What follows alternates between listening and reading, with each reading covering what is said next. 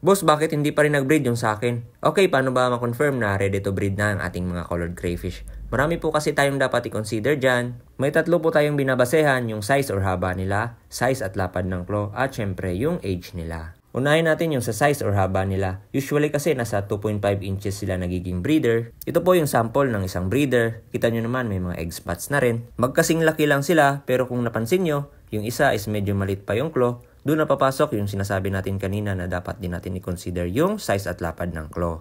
Hindi pa ganun kalapad compare dito sa isa, ibig sabihin hindi pa po yan breeder.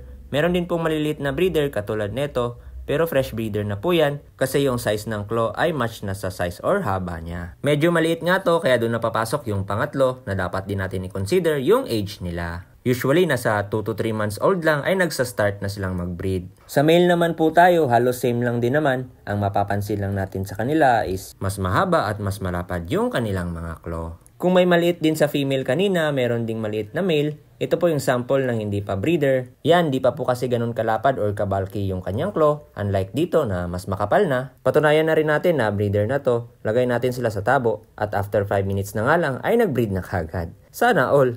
Ito yung nagustuhan ko sa maliliit na male, mas active at dominant sila pagdating sa breeding. Kita nyo naman, grabe kung makabaon. Lapag nga natin. Hayop na to, tuloy-tuloy pa rin kahit walang tubig. Uy, mahiya naman kayo, oy. Lilinawin ko lang, hindi po nagmana sa may-ari yan. Tama na. Nakakaingit na kayo.